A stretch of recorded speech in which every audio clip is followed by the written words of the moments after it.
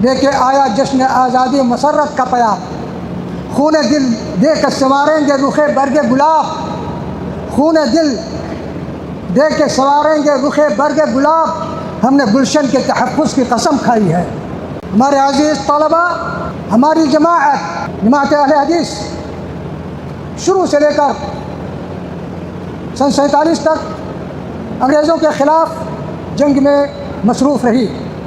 وہ 1857 سے پہلے جب مولانا شریعت اللہ فرائضی جو بنگال کے رہنے والے تھے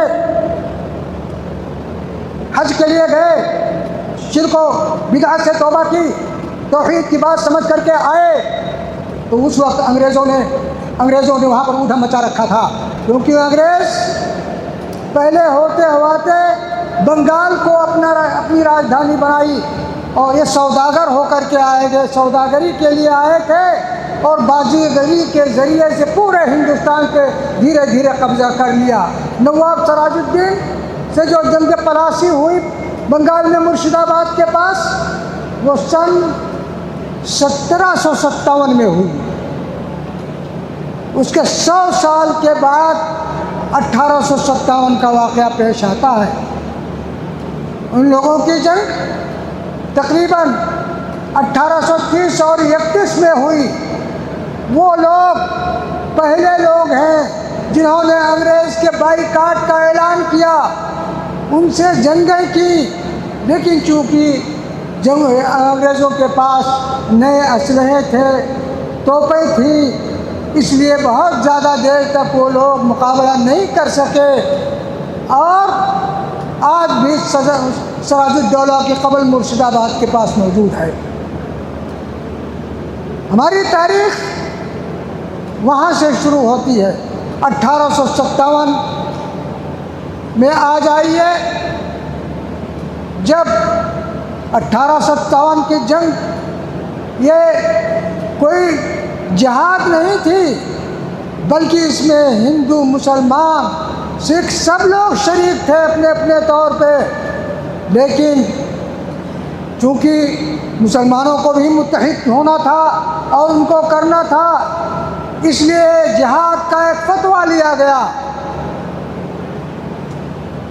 1857 میں فتویٰ لیا گیا، تو سب سے پہلے اس فتویٰ پہ دستخط کرنے والا جو بہادر، جو عالم باعمل، جو شیخ الکل میاں سید نذیر حسین کے نام سے یاد کیا جاتا ہے۔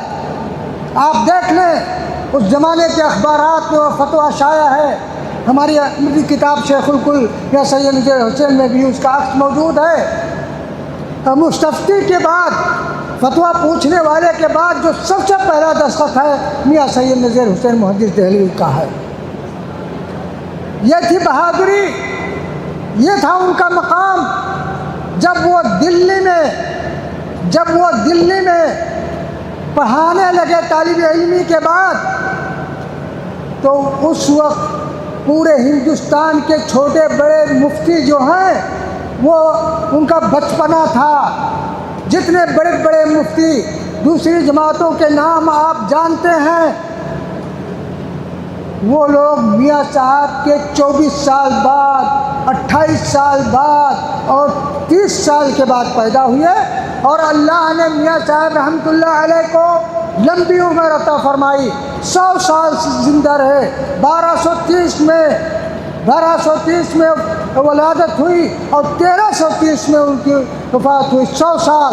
لہٰذا بڑے بڑے علماء ان کی زندگی میں پیدا ہوئے اور ان کی موت سے پہلے ان کا انتقال ہو گیا۔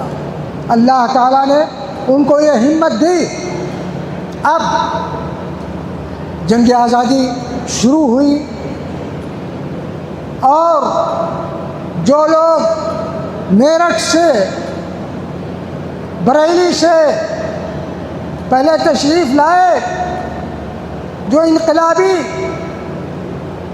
ان میں بخت خاں کا نام بہت زیادہ مشہور ہے۔ حالانکہ جنگ آزادی 1857 سے متعلق بہادر شاہ ظفر، جنرل بخت، منگل پانڈے، جھانسی کی رانی بیگم حضرت محل، تاتیا ٹوپے، مولوی احمد اللہ، عظیم اللہ، نانا صاحب پیشوا نواب علی بہادر خان وادہ اور ہمارے اہل حدیث عالم مولانا لیاقت علی الہ آبادی، جنہوں نے الہ آباد کے پورے ایریے کو کنٹرول کیا۔ وادہ کے نواب علی بہادر خان، انہوں نے جھانسی کی رانی کا ساتھ دیا۔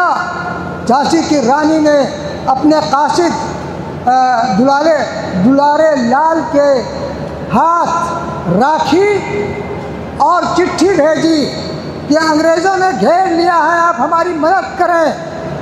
وہ تیار ہوتے رہے تھے جانے کے لیے، پتہ چلا کہ بادہ پہ انگریز حملہ کرنے والے ہیں تو رک گئے، کچھ لوگوں کو بھیج دیا اور ان کے مقابلے میں جب گئے تو دیکھا نئے نئے اسلحے ہیں، وہاں پر کامیابی نہیں ہوئی، لیکن شکست کے بعد بھی انہوں نے وعدہ پورا کیا اور جھانسی کی طرف روانہ ہو گئے۔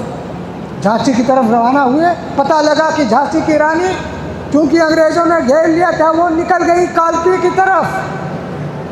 کالپی ہوتے ہوئے گوالیار میں ان کو گولی ماری گئی۔ گوالیار کو انقلابیوں نے فتح کر لیا تھا، لیکن گوالیار کا راجہ انگریزوں کا بہت بڑا وفادار اور ملک کا غدار تھا، جس کے فیملی کے لوگ آج پارلیمنٹ میں بھی موجود ہیں۔ پھر ان لوگوں نے قبضہ کر لیا اور کئی روایتیں ہیں جھانسی کی رانی کی وفات کے بارے میں، کئی روایتیں ہیں۔ ایک روایت جو مستند طور پہ یہ ہے کہ جھانسی کی رانی نے نواب بادہ سے کہا تھا کہ بھائی میری لاش انگریزوں کے ہاتھوں میں نہ آئے، چنانچہ انہوں نے بھیس بدل کر اور رانی کے خصوصی باڈی گارڈ گل محمد کے ساتھ ان کی لاش کو اٹھایا اور ایک گنگا داس راؤ کی جھوپڑی میں لے گئے اور آخری رسومات ادا کی۔ میں نے وہ بادہ کا تذکرہ کیوں کیا؟ کیونکہ یہ شیخ الکل میاں صاحب سید نذیر حسین سے بہت متاثر تھے۔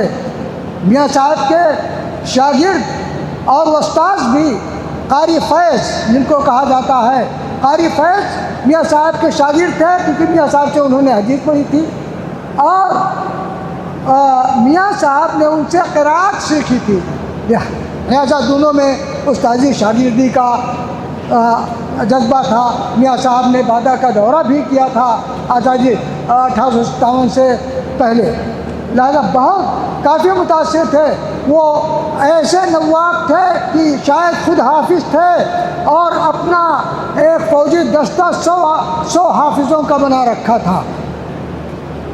بہرحال اسی طرح سے مولانا لیاقت علی کے بارے میں ڈاکٹر تارا چند نے لکھا ہے، ان کی کتاب تحریک آزادی ہند آپ پڑھیں تو بتائیں کہ وہ معمولی، ہمارے یہاں کوئی معمولی خاندان نہیں ہوتا، ہمارے یہاں کوئی معمولی خاندان، لیکن وہ غیر مسلم یہ لکھتے ہیں ڈاکٹر تارا چند کہ وہ بنکر تھے، معمولی آدمی تھے، مدرس تھے، اور دیکھا کہ افراتفری پھیلی ہوئی ہے، ماحول میں ان کی بڑی عزت تھی، اور وہ اٹھے تو پورے علاقے کو انہوں نے متحد کر لیا اور ناقد چنے چپوائے، لیکن شکست ہوئی، ان کو کالا پانی بھیج دیا گیا، ان کی قبر کالا پانی میں ہے۔ اسی طرح سے آپ میاں صاحب کو لیں کہ معاملہ ہی نہیں ختم ہو گیا کہ دستخط کیا، نہیں، دستخط تو کر دیا اور 4 مہینے تک انقلابی دہلی پہ قابض رہے، اور پھر اس محلے کو ملیہ میٹ کر دیا گیا جو جامع مسجد اور پرانی دلی ریلوے اسٹیشن کے درمیان تھا۔ اسی میں میاں صاحب کی وہ مسجد جس کو مسجد اورنگ آبادی کہا جاتا ہے، اسی میں تعلیم دے رہے تھے۔ بہت بڑی مسجد تھی، کہتے ہیں کہ فتح پوری مسجد کے برابر تھی، فتح پوری مسجد کے برابر تھی، اور گھروں کو تباہ کر دیا گیا۔ جو لوگ اور بھی دستخط کیے ہوئے تھے ان کو بھی پریشان کیا گیا۔ نواب صدر الدین بہت آزردہ جو بہت مشہور تھے اس وقت، تو انہوں نے بھی انکار کر دیا کہ نہیں، ہم سے زبردستی دستخط لیا گیا۔ لہٰذا کیا ہوا تب بھی ان کی کوٹھی پہ قبضہ کر کے ان کی آدھی کوٹھی چھوڑی آدھی. لیکن میاں صاحب کے ساتھ کیا کرتے؟ میاں صاحب دلی میں 78 سال تھے. میاں صاحب دلی میں 78 سال تھے. ان کے پاس اپنا کوئی مکان نہیں تھا، اس لیے ان کا مکان گرانے کا یا اس پہ قبضہ کرنے کا کوئی سوال نہیں تھا. مسجد کے جس کمرے میں رہتے تھے وہ مسجد بھی گرا دی گئی، وہ مدرسہ بھی گرا دیا گیا، ان کا گھر بھی گرا دیا گیا. اس وقت پتہ نہیں چلا کہ یہ کون لوگ ہیں. جب اعلان ہو گیا کہ محلہ گرایا جائے گا اور سب لوگ نکل جائیں، سب لوگ اپنے اپنے بچوں کو لے کر کے، یہ مولوی لوگ بھی نکلے. عورتوں کو بعد میں پکڑ کر کے راستے میں الگ کر دیا گیا اور مردوں کو الگ. اس میں میاں صاحب ان کے سالے مولانا عبدالقادر، جن کا بہت بڑا اثر رسوخ تھا دربار شاہی میں، یہ سب لوگ تھے. ان کو پھانسی کی سزا کے اس میں بیٹھایا گیا. اور جو پہچان کرنے والا آدمی تھا وہ لوگ مولویوں کو ڈھونڈ رہے تھے. اس وقت کوئی کسی کو پہچانتا تو تھا نہیں، مولویوں کو ڈھونڈ رہے تھے خاص طور پہ. تو اب ان لوگوں کا چہرہ تو مولویوں کا چہرہ تھا. تو پہچان کرنے والے نے کہا یہ لوگ مولوی نہیں، بساتی ہیں. بساتا کا کام جو کرتے ہیں، پھٹکر سامان بیچتے ہیں عورتوں کے لیے بچوں کے لیے، بساتی ہیں. تو ان کو چھوڑ دیا گیا. لیکن پھر بعد میں مولانا عبدالقادر کے ایک رشتہ دار ہی نے انگریزوں سے شکایت کی کہ انہوں نے کئی انگریزوں کو قتل کیا ہے. پھر پکڑے گئے اور پھانسی کے لیے حکم ہو گیا اور بیٹھے تھے. مٹکاف اتنا بڑا ظالم آدمی تھا، آفیسر تھا کہ پھانسی کا پھندا اس کے جیب میں ہوا کرتا تھا. جس کو بھی دیکھا، سر سید کہتے ہیں کہ 1857 کے بعد دلی میں چاندنی چوک پہ کوئی خوبصورت نوجوان نظر نہیں آ رہا تھا. آثار الصنادید میں انہوں نے لکھا اتنا قتل کیا گیا. یہ نہیں کہ صرف غیر مسلموں کو بھی قتل کیا گیا، لیکن ٹارگٹ اصل مسلمان تھے، کیونکہ انہوں نے حکومت مسلمانوں سے حاصل کی تھی. وہ چاہتے تھے کہ یہ کبھی بھی سر نہ اٹھا سکیں. یہ سب ظلم ہوا تھا. اب میاں صاحب کو تو یوں نہیں چھوڑ دیا گیا. جب دھیرے دھیرے بات کھلی اور پہلا مقدمہ جو اہل حدیثوں وہابیوں کے کا نام بدنام کر کے وہابی کہہ کر کے ان پہ قائم کیا گیا امبالہ میں، اور اس میں جو لوگ پکڑے گئے ان سے خط کتابت ثابت ہو گئی میاں صاحب کی، جن کو کالا پانی بھیجا گیا. یہ بات ہو گئی. اور پھر جب گھر کی تلاشی ہوئی تو ایسے خطوط ملے جس میں بہادر شاہ ظفر نے، جو بادشاہ تھے اس وقت، 5 خطوط لکھے تھے، 5 فرمان جاری کیے تھے میاں صاحب کے نام کہ آپ لوگوں کے مسائل اور مقدمات کا فیصلہ کریں. یہ بہت بڑا جرم تھا انگریزوں کے نزدیک، لیکن اللہ کو بچانا تھا. اس وجہ سے ان کی گرفتاری ہوئی اور نظر بند کیا گیا. فروری آخر میں ان کو راولپنڈی بھیجا گیا اور دسمبر کے آخر میں ان کو چھوڑا گیا. آتے جاتے 10 مہینے کے بجائے 12 مہینے لگ گئے. یوں ہی نہیں چھوٹے، لیکن اللہ کو منظور تھا کہ ان کے اور بھی ان کو قتل کی سزا نہیں ملی، کیونکہ ان سے اللہ کو اور بھی کام لینا تھا. یہ ہمارے اب ان کے بعد میاں صاحب کے ہزاروں شاگرد پورے بر صغیر میں بلکہ باہر کی دنیا میں تھے. ان میں سے ہر آدمی انگریز کا مخالف تھا. آپ دیکھیں میاں صاحب کے شاگردوں میں مولانا ابو محمد ابراہیم آروی، مولانا عبدالعزیز رحیم آبادی، اور پھر ڈاکٹر فرید دربھنگا، اس کے بعد آئیے خاندان بنارس، اس کے بعد آئیے غازی پور مولانا عبداللہ غازی پوری. یہ سب لوگ تحریک صادق پور سے متاثر تھے اور ان کے ہمنوا تھے. ان کے لیے چندہ جمع کرتے تھے دیش کی آزادی کے لیے. پھر دہلی کے لوگ اور ادھر پنجاب کے لوگ، سب لوگ میاں صاحب کے جتنے شاگرد تھے کسی کے بارے میں یہ نہیں کہ اس نے انگریزوں سے وفاداری کی ہو. یہ تھے ہمارے علماء. میرے بھائیوں، آزادی، ہاں، جب مقدمہ قائم ہوا انقلابی،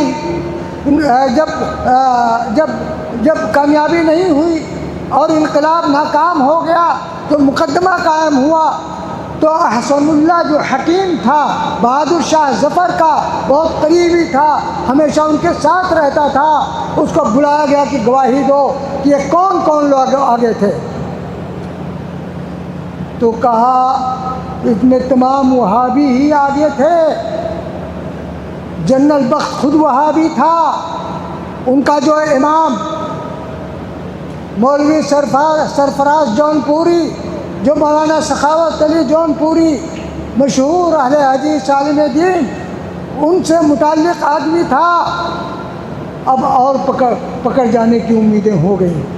لیکن یہ ہوا، پھر بتایا کہ ٹونک سے لوگ آگے جو تحریک سیدین سے متعلق تھے، ہانسی اور حصار سے آگے. ہانسی میں دو بہت پڑھے لکھے آدمی تھے، ایک مسلمان منیر بیگ اور ایک کوئی سنگھ صاحب. تو بہادر شاہ ظفر نے ان دونوں کو کہا تھا کہ آپ اپنے ایریے کو کور کیجیے، لیکن جب شکست ہوئی تو ان دونوں کو پکڑ کر کے قتل کیا گیا، انگریزوں نے قتل کیا. اور ہندو اور مسلمانوں کو تنگ کرنے کے لیے، ان کو تکلیف پہنچانے کے لیے کیسی سزا دی؟ مرنے کے بعد منیر بیگ کو جلایا گیا اور سنگھ صاحب کو دفنایا گیا، تاکہ یہ اپنے عقیدے کے مطابق جس پہ فخر کرتے تھے ان کا حشر ایسا نہ ہو. یہ ظلم تھا. مولانا تھانیسری جو پہلے وہ مقدمے میں گرفتار ہوئے امبالہ میں، کہتے ہیں جب ہم لوگوں کو، جس میں 11 آدمی تھے، 3 پنجاب کے تھے اور سب لوگ بنگال بہار کے تھے، جو سرحد پہ انگریزوں سے مقابلہ کر رہے تھے، کہہ رہے ہیں کہ رات کی تاریکی میں جب ہم لوگوں کو بیڑیاں پہنا کر، ہمارے ہاتھوں میں زنجیریں ڈال کر کے گاؤں سے گزرتے تھے تو کھن کھن کی آوازیں آتی تھیں. تو مسلمان مارے ڈر کے، کیونکہ مسلمان نشانے پر تھا، مارے ڈر کے نہیں نکلتا، لیکن سکھ کی آبادی کے لوگ نکلتے اور کہتے کہ یہ دیکھیے ان کمزوروں کو ستایا جا رہا ہے. اگر یہ آج نہیں آزاد ہو گئے، یہ آزادی نہیں دیکھ پائیں گے، لیکن ان کی اولاد دیکھے گی. یہ ظلم ہوتا تھا انگریزوں کے زمانے میں. یہ معمولی چیز میں بتلا رہا ہوں. بہرحال پھر جب پتہ چلا کہ کون لوگ ان تمام طرح کی جنگوں میں شامل ہوتے ہیں، تو جنگ امبیلا 1863 میں ہوئی. کن کی قیادت میں؟ مولانا عبداللہ بن ولایت علی صادق پوری رحمۃ اللہ علیہ کی قیادت پہ امیر المجاہدین تھے. 1000 انگریزوں کو قتل کیا اور جان و مال کا بہت زبردست خسارہ ہوا. ہنٹر اپنی کتاب انڈین مسلمانز میں لکھتا ہے کہ جدھر دیکھیے، چمبرلین کا بیان ہے جو وہاں کا جنرل تھا، جدھر دیکھیے ادھر لاشیں پڑی ہوئی تھیں، پہاڑوں پر، وادیوں میں. اور اس کے بعد تحقیق شروع ہوئی تو 5 مقدمات اہل حدیثوں پہ قائم ہوئے، جن کو وہابی کے نام سے. پہلا مقدمہ امبالہ میں قائم ہوا، جس میں 11 آدمی ملوث تھے، اور اس میں سے اکثر کو پھانسی کی سزا سنائی گئی. لیکن سزا کو بدل کر کے جب دیکھا کہ یہ لوگ تو سزا کے لیے تیار ہیں، پھانسی کے لیے پھولے جا رہے ہیں، موٹے ہوئے جا رہے ہیں مولانا یحییٰ علی صادق پوری کی طرح، تو کہا نہیں، ان کو ہم خوش ہونے کا موقع نہیں دیں گے، ان کو کالا پانی بھیج دیا جاتا ہے. کالا پانی میں ان کو بھیجا گیا. ان 11 میں سب اہل حدیث تھے. دوسرا مقدمہ پٹنہ میں قائم ہوا، مولانا حمداللہ صادق پوری کو پکڑا گیا، ان کو بھی کالا پانی بھیج دیا ہے. مولانا یحییٰ علی کے بڑے بھائی تھے، اور دونوں کا وہیں پر انتقال ہوا۔ مولانا یحییٰ علی جو چھوٹے تھے ان کا پہلے انتقال ہوا۔ لوگوں نے درخواست کی کہ احمد اللہ ان کے بڑے بھائی کو جنازے کی اجازت دے دی جائے، اور دوسرے جزیرے میں تھے، اجازت نہیں ملی۔ جب دوسرے بھائی احمد اللہ کا انتقال ہوا تو یہ ہوا کہ اجازت دی جائے کہ ان کو ان کے بھائی کے ساتھ دفن کر دیا جائے، اس کی بھی اجازت نہیں ملی۔ یہ غم و غصہ تھا انگریز کا وہابیوں پر، جن کو وہابی کہا گیا بدنام کرنے کے لیے۔ وہ وہابی نہیں، وہ اہل حدیث تھے۔ اسی طرح سے دوسرا تیسرا مقدمہ مالدہ میں قائم ہوا، جس میں رفیق منڈل اور ان کے لڑکے امیر الدین، جو لوگ عبداللہ پور کا مدرسہ جانتے ہوں گے، ہو سکتا ہے صدر صاحب نے ادھر کا دورہ کیا ہو، مولانا مصلح الدین ڈاکٹر مفضل صاحب کے والد گرامی وہاں 40 سال مدرس تھے۔ ہمارے استاد گرامی مولانا شمس الحق صاحب 40 سال وہاں پر مدرس رہے ہیں، اور 1 سال کے لیے آئے جامعہ سلفیہ میں انتقال، یہ لوگ اسی مدرسے میں۔ اور اسی طرح سے یہ چوتھا مقدمہ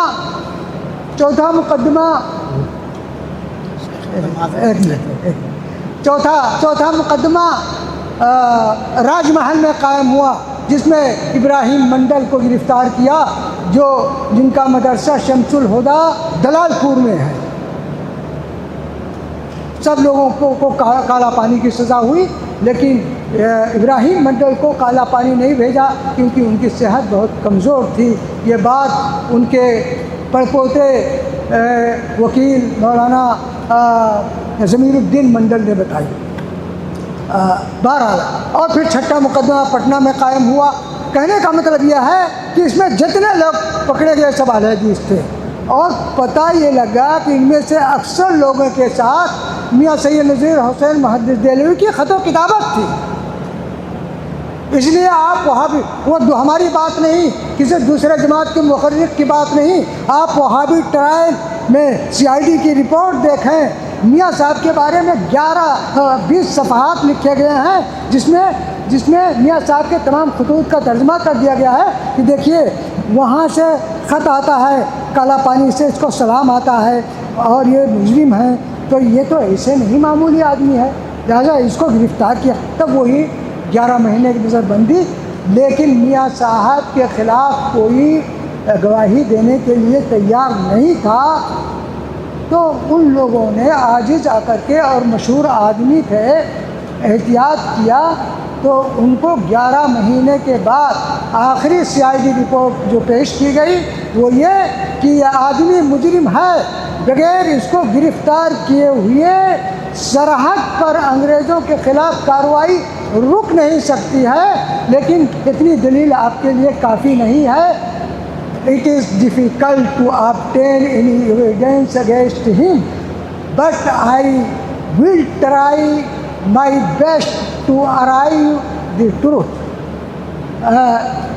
یہ مشکل ہے کہ اس کے خلاف کوئی ثبوت پیش کیا جائے، لیکن میں آخری کوشش کروں گا کہ سچائی تک پہنچوں۔ اور اس پہ مولانا کی رہائی ہو گئی۔ بہرحال یہ تو ایک بات میں نے بتائی، ورنہ آگے چل کر کے کانگریس کے قیام ہے، رولٹ بل اور جلیانوالہ والا باغ ہے، اس کے بعد جو ہے انڈین نیشنل آرمی جو سبھاش چندر بوس کی ہے، سب میں مسلمانوں کا بہت بڑا کردار تھا۔